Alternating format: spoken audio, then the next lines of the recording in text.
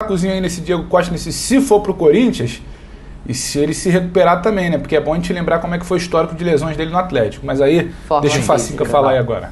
Daqui a pouco a gente vai falar do Diego Costa. Diga, Facinca. Palmeiras e Atlético Mineiro. Os outros ainda vão se construir ao longo da temporada. Então, não dá para trabalhar com si. O Corinthians pode contratar todo mundo, claro. Pode ficar muito forte, pode. Tem capacidade? Tem. Está? Não. Então, até chegar lá tem um caminho.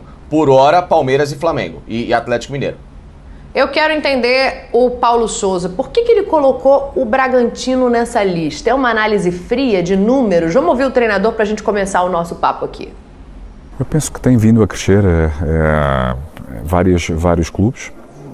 Tem feito um muito bom trabalho, não só o Atlético Mineiro. O Atlético Mineiro foi o último que ganhou o campeonato, daí é sem dúvida o clube em que todos se centram e que todos querem bater e querem ganhar, mas temos sempre o Palmeiras. Eu penso que o Abel tem feito um trabalho extraordinário.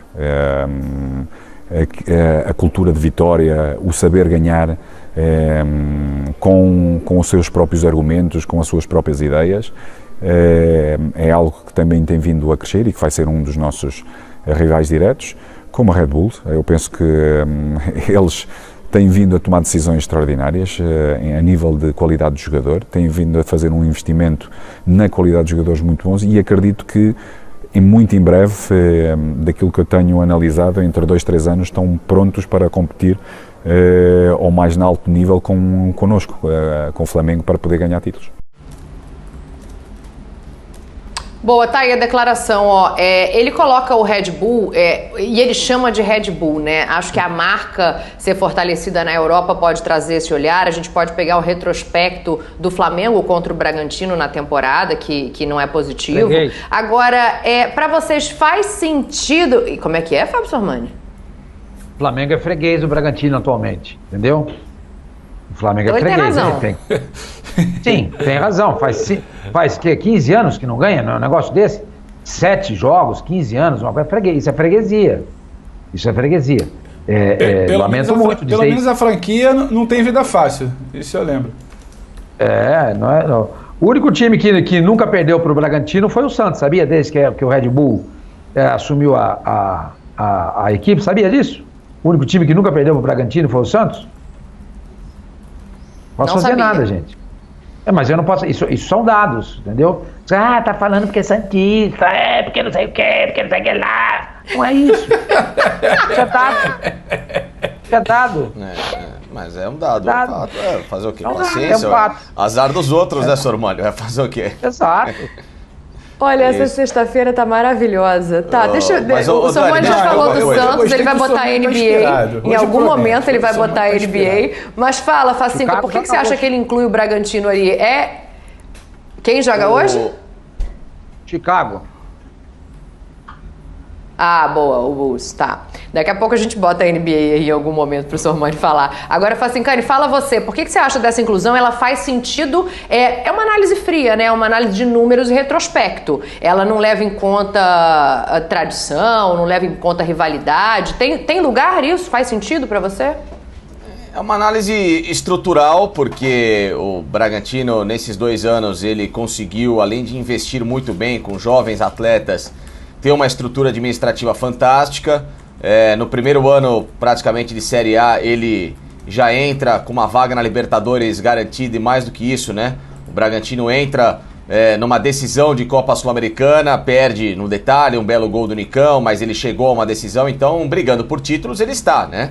Agora, resta saber, nessa próxima temporada, se esse elenco vai conseguir se manter, porque tem muito atleta já despertando interesse do futebol europeu, tem muito atleta do Bragantino que desperta o próprio interesse aqui no Brasil, de times maiores, né? A gente fala do Léo Ortiz, que está no radar do Atlético Mineiro. O Léo Ortiz é um zagueiro fundamental para a estrutura do Bragantino.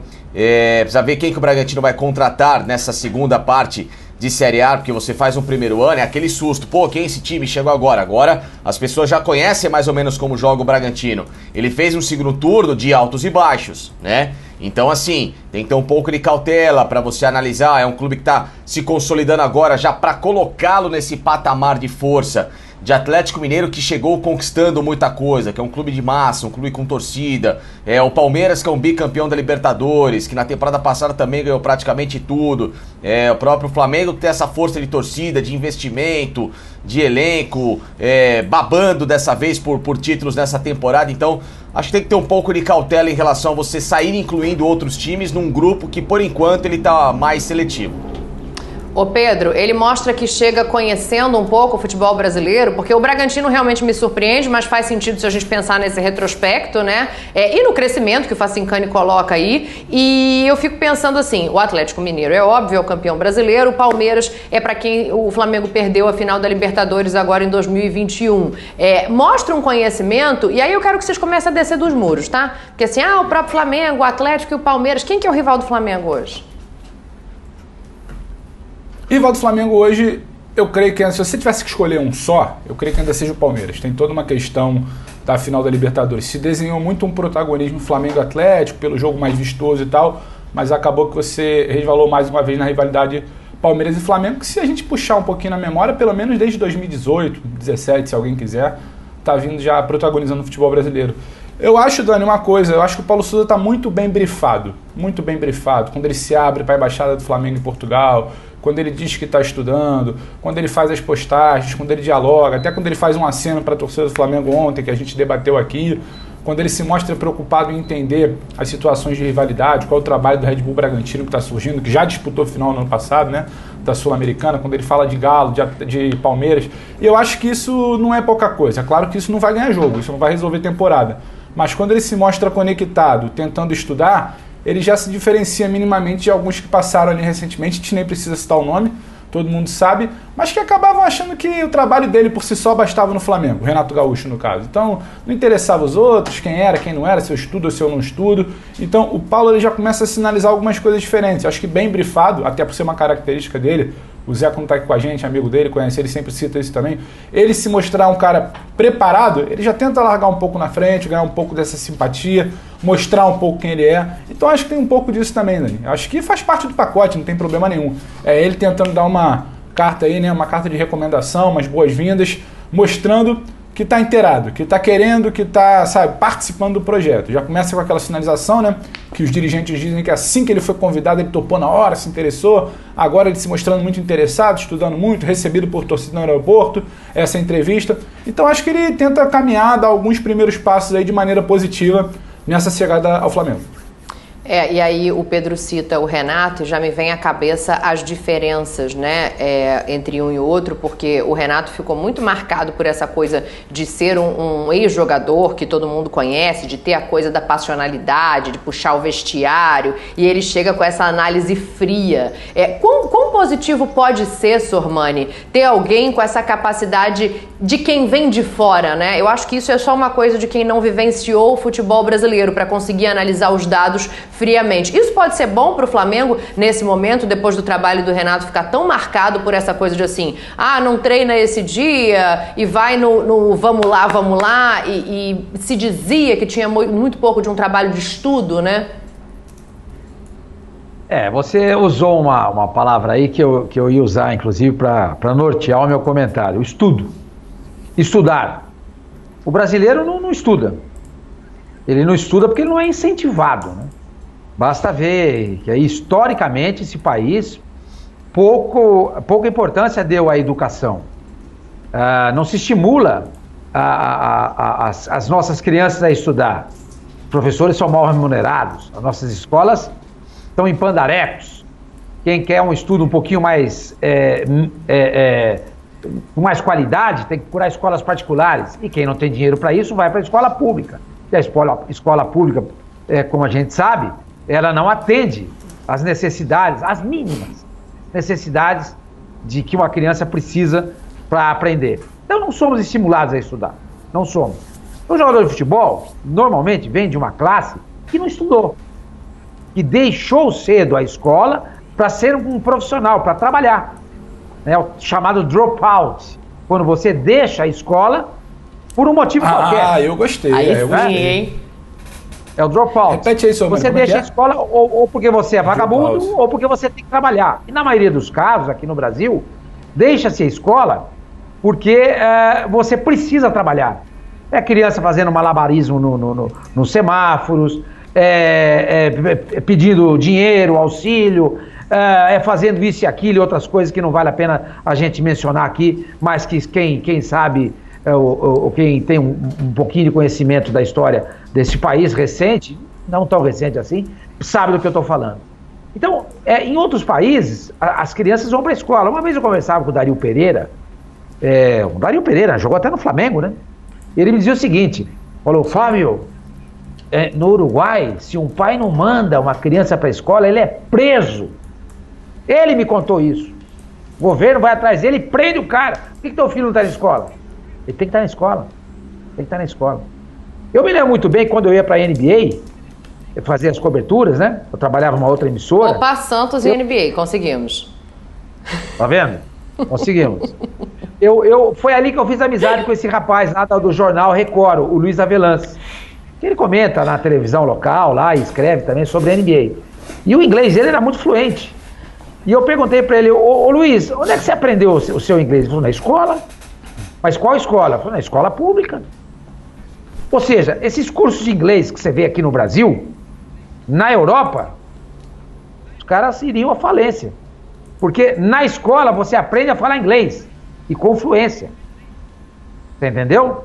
Então nós somos dados a estudar aqui no Brasil. Isso tem a ver com o estudo, né? Exatamente. Então quando você pega um Renato Gaúcho, ele acha que só ter jogado bola, só ter ouvido preleções, gritarias, barulho de torcida no vestiário é suficiente para fazê-lo dele um treinador. Não é verdade. É preciso estudar. O Paulo Souza fez isso, a lição de casa.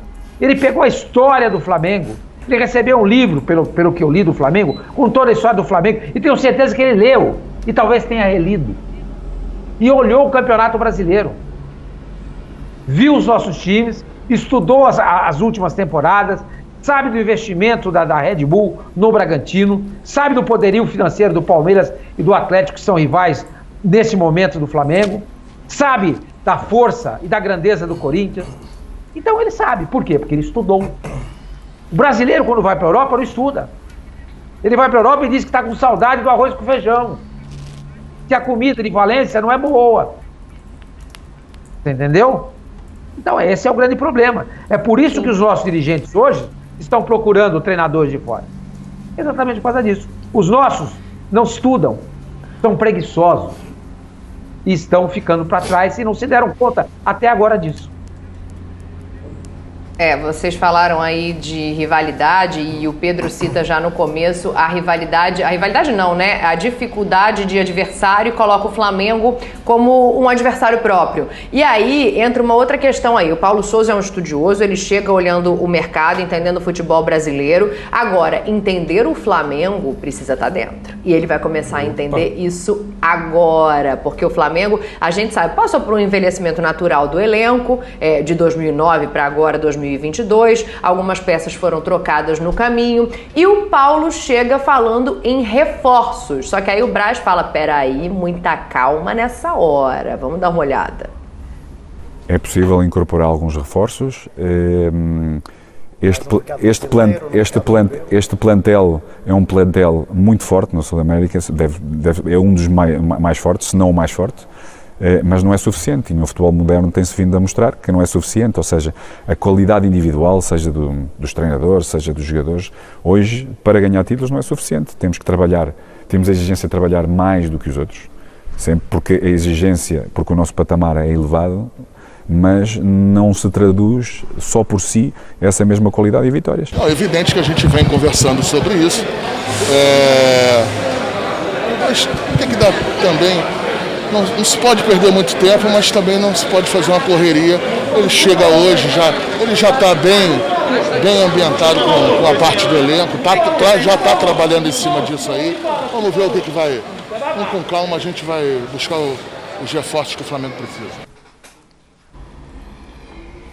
Ô Facincani, você vê algum tipo de contradição aí? E para você o que tem que ser prioridade? Já que tem que ser com calma, eu entendo que também...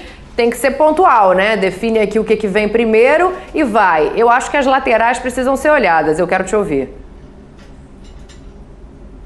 Desculpa, Dani, você me chamou? Eu não entendi o Pedro. Era o Facincani. Facincani escutou? Era eu? Bom. Aí vai então tá bom, Facincani e vamos lá. Pedro na sequência. Vai Vai daí, rolando aí. Facinca. Vai daí, Não, vamos lá. Facinca. Pra mim também, tanto as laterais como um zagueiro. Se o Flamengo tiver que hoje contratar 3 reforços de imediato, são 2 laterais e um zagueiro. Porque eu, por exemplo, gosto muito do Mateuzinho, gosto muito do Ramon, mas todo técnico que passou por lá ainda não os viu com maturidade suficiente para assumir uma condição, seja de titular, ou então até de uma opção de banco de reservas. Então, se o Flamengo busca qualificar novamente o seu elenco e ter uma estrutura defensiva muito mais forte, tende a olhar com carinho para essas 2 posições, 2 laterais e um zagueiro, mas um zagueiro que chegue ou então para ser titular ao lado do Davi Luiz, ou então ser uma grande sombra para o Rodrigo Caio, um zagueiro que esteja acima do nível do Gustavo Henrique e do Léo Pereira. E se o Flamengo conseguir ainda de melhor, tentar fazer negócio com esses 2 jogadores para abrir espaços e principalmente condição financeira da contratação de um nome muito forte. Eu acho que passa por aí, Pedro. E esse negócio de ter calma, né, de ter paciência é importante. Só que não vão ter paciência com o Paulo Souza. Ele vai ser cobrado por resultado. Então, diante disso, o que você acha que ele tem que priorizar nos pedidos nessa chegada? Dani, eu acho que ele se coloca numa posição até defensiva, né? Muitos treinadores, olha, eu examinei aqui o elenco, eu gostaria de pontuar que eu preciso de reforços aqui, aqui e ali. Também vira quase que um álibi, né? Uma carta na manga de lá na frente falar, olha, eu avisei aqui, precisava de uma situação. Acho normal nesse início de trabalho. Eu olharia com muito carinho para uma reposição que seja um lateral esquerdo, uma ala esquerda. Eu olharia com muito carinho para um volante. Um volante aí você pode escolher se é um cara para fazer uma primeira função, um cara para fazer uma segunda função e você adaptar ali. E eu acho que precisa olhar com carinho para uma peça de zaga. Eu sei que tem Léo Pereira, eu sei que tem Gustavo Henrique, a gente sabe que tem outros nomes, tem molecada chegando, mas o Flamengo tem um problema. O Flamengo tem sempre um problema quando não conta com o Rodrigo Caio ou quando não conta com o Davi Luiz. Você fica sempre com uma pulga atrás da orelha, isso depende muito de uma boa atuação desse zagueiro titular que fica. Não sei se deveria pensar no modelo de troca, no modelo de negociação do Léo, do Gustavo, o que você vai fazer por ali. Mas querendo ou não, é um problema. O sistema defensivo do Flamengo hoje não tem uma solidez, por exemplo, quando você olha do meio para frente. E só para dar uma informaçãozinha, Dani, que ontem a gente comentava aqui, que sempre tem um problema com o Rodrigo Caio, que às vezes ele se machuca demais, acaba não rendendo todos os jogos. O Rodrigo Caio está internado nesse momento. Ele passou por uma artroscopia em dezembro, assim como outros jogadores, como o Vitinho, para correção de pequenos problemas no joelho. Ele passou por uma artroscopia, obviamente levou alguns pontos e saiu de férias. Passou as férias dele numa região de mato, de fazenda, contato com alguns bichos. Um dos pontos dele inflamou, um dos pontos dele do joelho, né, na região onde ele fez a artroscopia. Inflamou, ele teve que voltar ao Rio, observado pelo Dr. Márcio Tanuri, para ver se tinha alguma bactéria, qual era a bactéria, isolar o local, fazer um tratamento com antibiótico, anti-inflamatório. Então ele está sob observação, está internado, deve ficar até amanhã. Se nada ocorrer diferente, deve ter alta amanhã, se reapresenta semana que vem, mas é mais um pequeno probleminha aí, então o Rodrigo Caio está sob cuidados já nesse início de ano do departamento médico. Consta que não precisa fazer nenhuma intervenção, é só uma questão de examinar, entender exatamente o que houve com essa bactéria, com essa inflamação dos pontos. Já tem matéria no site, com um colega, o companheiro Vinícius Ribeiro também atento aí nas informações do Flamengo, então só para complementar que sempre tem algum senão, um